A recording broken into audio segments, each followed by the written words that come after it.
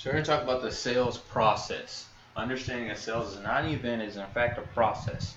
And if we internalize it as a process, we'll arrive at a logical conclusion with the prospect, which will result in a sale. So we're going to talk about some of the questions that you ask in that process, different types of questions, what order in which to ask your questions, some of those things. So we're going through this sales process. So obviously we understand that our selling system, HUSC, which is human rapport, uncovering, solution or solving, closing. Okay, we understand those steps.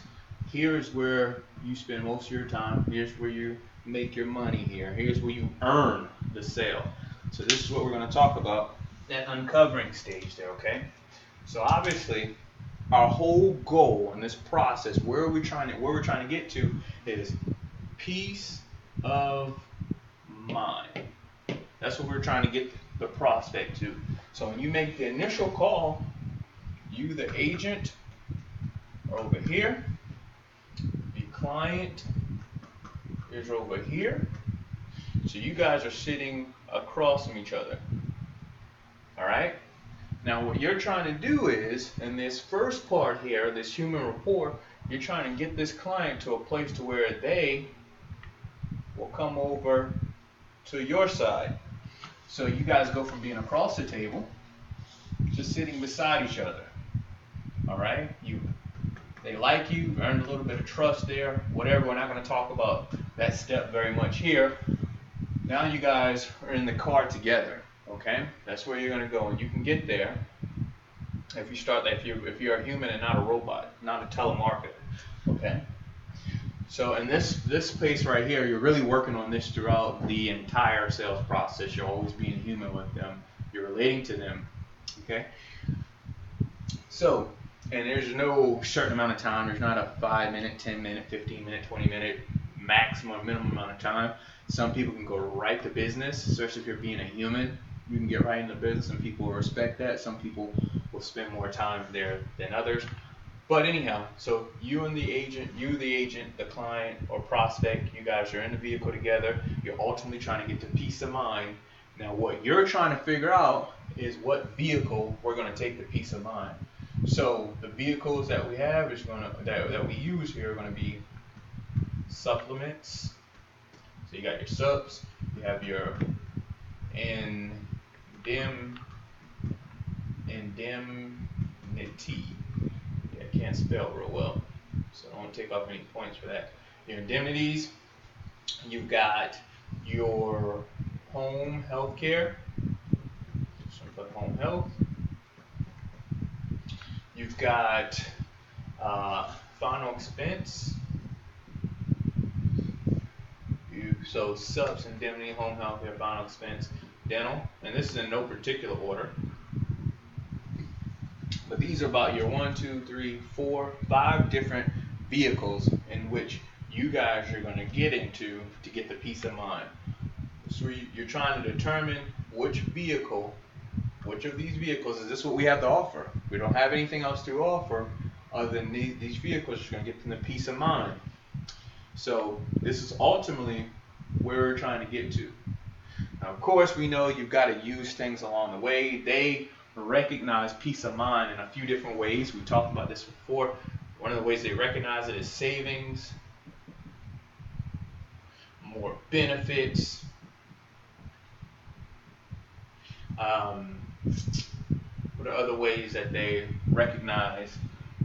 Another way that they recognize peace of mind through savings, more benefits, surety. May have not spelled that right. Looks like the insurance company. I don't know if that's correct or not. It's not important. What's important is that we see that they recognize peace of mind as some of these different things. So are any of these going to offer them savings, more benefits, surety, security, all these different things, okay? So we're going to talk about how we're going to question, how we're going to uncover. The best investigators are going to be the people who make the most money, okay? So it's about three different type of questions A lot of this, if you guys are familiar with spin selling, a lot of this is very similar to spin selling. We don't use the whole spin model with products, and what we sell aren't high dollar products. You're not $100,000 products. You're not, a lot of times, multiple day closes or multiple close products. Some of these can be one call close. A lot of these will be one call closes. So we focus on a few different areas. So those different areas are situation questions,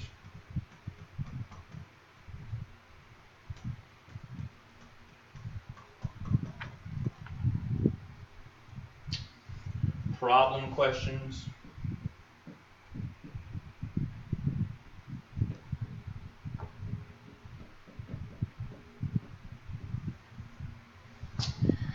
and then need payoff questions. And we'll talk a little bit about questions not to ask. Need payoff questions. Okay. So your situation questions. Statistically speaking, the more situation questions you ask, the less likely you are to make a sale. But however, you need to ask situation questions. And your situation questions, once you get really good at asking situation questions, you realize that your situation questions are all leading questions, or purposes behind your question. At some point, in the beginning, your questions may not have points. You may ask questions of, do you have a dog, or where are you from? All these things, you're doing an assessment. You're getting information on them. A lot of that stuff doesn't apply to the sale. It won't help you nor harm you. But a lot of times, if you ask too many situation questions, the person gets turned off. They're not interested anymore. So these situation questions, some of the good situation questions that you're going to ask here is, let's see, Medicare A and B. And I'm just going to throw in a few questions to give you an idea. Do you have Medicare Part A and Part B? Are you married? And all these questions, remember we're talking about those 5 different areas: home health, subs, FE, indemnity, dental. So 1, 2, 3, 4, that's 5. All right, so these questions are telling you that they could answer a question here that's going to knock on these products out, knock on these products out, knock on these products out. So you want to ask a question that's going to identify where we're going. Okay, secondary insurance.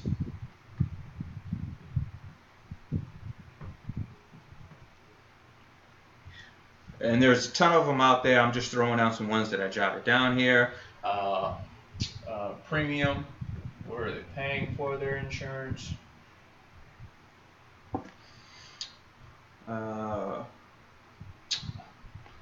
Anything pertaining to dental,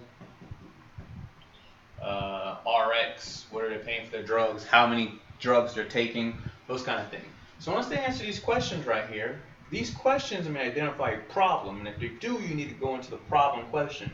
Now, one of the mistakes that a lot of people make is they ask a situation question, and they find that this person's on prescriptions, and they don't have extra help. So they're over the LIS limit, which for 2015 is $1,471 for a single person. And they go, oh no, you're on 15 prescriptions, you're not on LIS. They go to need payoff. Okay, and I'm not going to tell you what the need payoff questions are, but they go immediately to need payoff. But what they didn't recognize is that this person doesn't recognize that as being a problem. And so now we get to a place where we try to solve based on us figuring out what their situation is. We try to provide a solution that isn't a problem to that person. So we all heard the saying, or we heard the story about the guy sitting on the porch and the old guy sitting on the porch and the dog sitting there and the dog's howling, whimpering, and guy walks up and said, what's wrong with the dog? Old man said, the dog's sitting on a nail. Guy asked, why didn't he get up? Old man said, it doesn't hurt bad enough. So sometimes these things that identify themselves in the situation questions isn't something that hurts bad enough for them to make a change. So we need to go on to problem questions. So all these situation questions and more is where you want to start. You want to do it in this order. You want to do an assessment, figure out what they have, where they are, etc. you'll get to a point to where you can ask less of these situation questions, and immediately you'll be able to move on to the next section, which is going to make you more efficient and more likely to close the sale. So one of the big things we hear is, oh, ask open-ended, close-ended, oh, ask open-ended questions. It doesn't matter whether your questions are open or closed, statistically speaking. You want to ask open-ended questions if the person's just not there with you. They're not opening up. It's a good way to get them to open up. But a closed-ended question is appropriate in a lot of cases. And statistically speaking, based on what I've seen, closed or open-ended question over the long haul really doesn't affect the closing. What more affects the closing is, are you asking, are you doing a proper, are you asking these questions, are you going through this process? So then we go to problem questions, okay? So if you figure out this person has secondary, let's say an HMO, do you find that you're having trouble with your limited doctors network? So doctors. Are you finding, I realize that you're not on the federal LIS program, are you having trouble paying for your prescriptions? So drugs. Really all these different things here to identify premium is that I recognize that, or based on what you told me, you're paying da-da-da-da for your plan G or plan F or whatever the case may be. Is that a problem? Are you having trouble with those premiums? Man, your premium certainly is high, and this is where you can use your voice inflections. This is where you can start to phrase things to help that person. If you recognize they're on a Medicare Advantage plan, you're looking at their plan on the CSG actuarial site, and you recognize, oh my, this person here's you on the other end, go, oh my, what? I'm looking at your plan here. Were you aware of the fact that you have a $500 a day for days 1 through 6 copay for every day you're in the hospital? That's $3,000 or whatever case. Were you aware of that? Would that be a problem? Is that a problem? Those kind of things. Figuring out, is that a problem? For some of these people, it won't be. You're on a Medicare supplement. I know Medicare supplement plans don't cover dental. Is that a problem? Does that trouble you? Those kind of things. What you have to understand is, if you say someone's on a Medicare supplement plan, you go to need payoff, you know they don't have dental, and you start selling them on a dental plan, well, they don't have teeth either. You know, and they're not concerned about dental. Those kind of things. So you want to make sure whatever it is, you recognize it as being a problem. And this is where you can be animated, dramatic, all those things. Oh my, were you aware of? Oh my, do you have trouble with the fact that da-da-da-da-da? Oh my, you're on 15 prescriptions and you have no assistance from the federal government, or your drug plan is this, whatever it is. So you start going these problems, and you figure out if there's a problem in which you can solve. So you got prescription reimbursement with the home health care, you got home health care benefits. You tell me you're not married and all your kids live out of state. Do you realize if you go into the hospital, you don't have anything that's going to help you transition home? Or if you're not able to do 2 or 3, perform two or more daily living activities, or come down with a cognitive disorder, your kids are out of state, your spouse passed away, you're on your own, is that a problem? Home health care, supplement savings, or more benefits. Sometimes they're on a lower level plan, you can get them more benefits. Or final expense, that kind of thing. We'll talk more about final expense, but household indemnity, we talk about that. Dental. So we're asking all these questions to identify if this is going to be a solution based on what you told me here in this situation. Identify these problems. Is that a problem for you? And if it is, obviously we know that this is going to be one of the products. But we don't get to the need payoff and go, I got to get you on a supplement. Obviously you want a supplement, whatever case may be. You would be one of your need payoffs would be, would it benefit you if? Would it benefit you if we saved you money on your health care plan? Would it benefit you if we saved you $40 a month? You know, you're looking at the plan, you're looking at your CSG actuarial, you see that they can get $50 a month savings. Would it benefit you if we save you $50 a month on your Medicare supplement, which would turn into 5 times 12, whatever that is per year? Would that benefit you? $600. All right. So would it benefit you if we save you $600 a year? Would it benefit you if we got you some dental coverage for $1 a day? Whatever it is, however you want to phrase that. Would it benefit you if we got you some reimbursement for your prescriptions?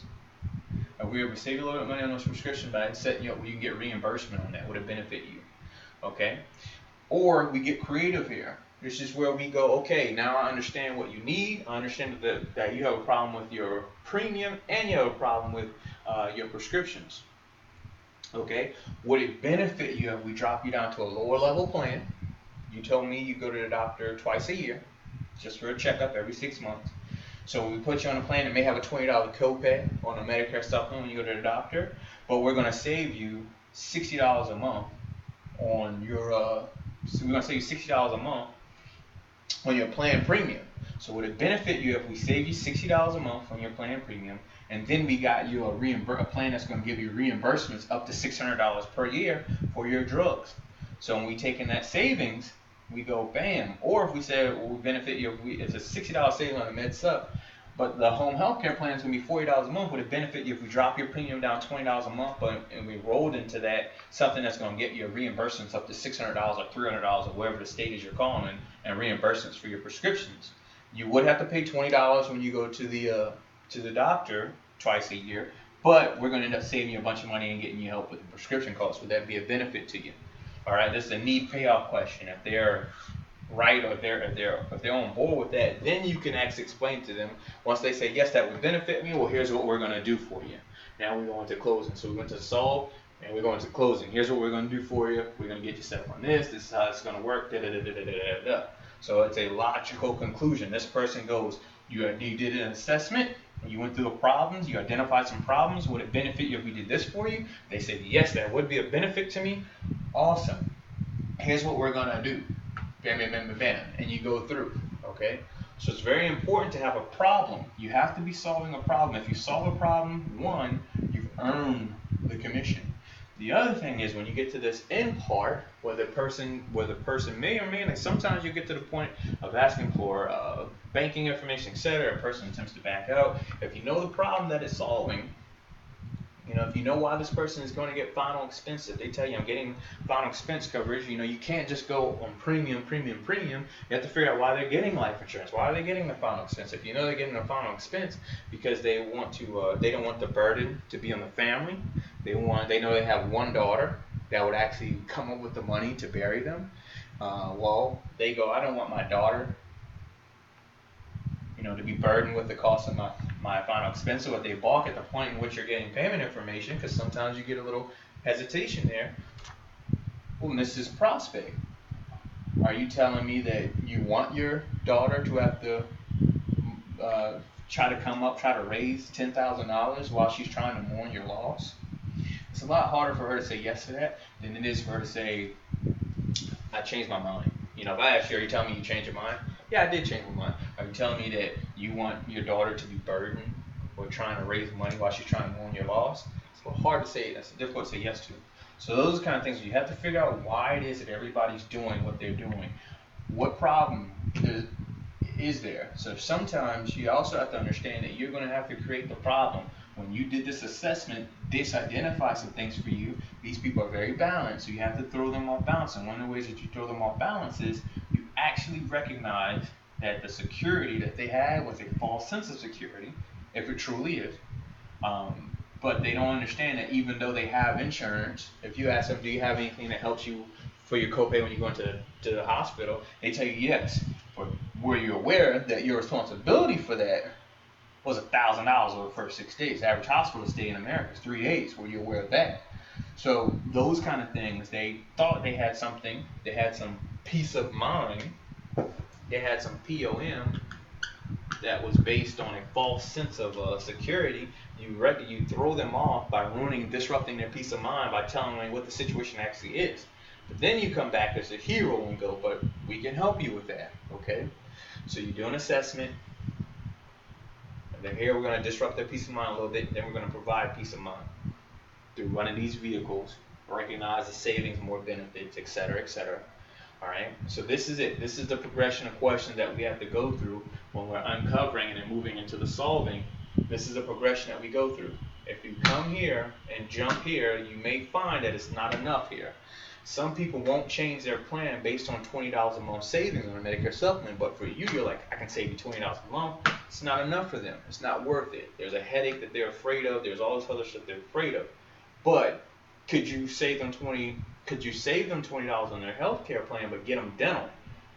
Which would be essentially, if the dental plan's $23 a month, I can get you dental for $3 a month, or we can keep you how you are, the same amount of benefits on the health side, and we can get you dental. It's only going to cost you about $3 a month or $10 a month, whatever the case may be. But then you come and tell them, well, we're going to have to change our plan. You're going to have a new plan here, but we can get you in this dental plan. The reason we're doing this is because this plan is that much cheaper than this one, which is why it's only going to cost you $3 a month.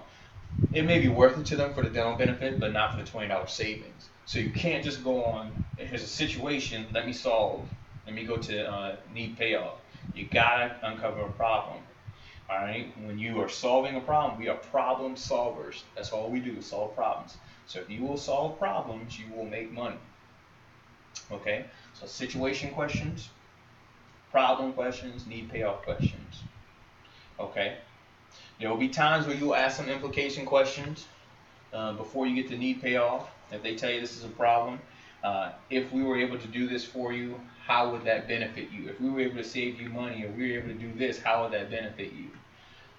Just some more questions to get them on your side, getting them talking about the benefit of of taking on this other product, or you solving this problem. If they're talking about the benefits of it, now they're selling themselves on it. So, but this is the progression of questions we need to go through and we're uncovering here. Obviously, we're trying to get the peace of mind. This is always the destination. Sometimes they already have it, but it could be based on a false flooring, false peace, because they don't understand what's out there. But these are the vehicles in which we're driving. We're trying to get them to get in with us to get to ultimately peace of mind. And if you will go through this progression and uncover this stuff on every call, you'll be successful. So that's the sales process.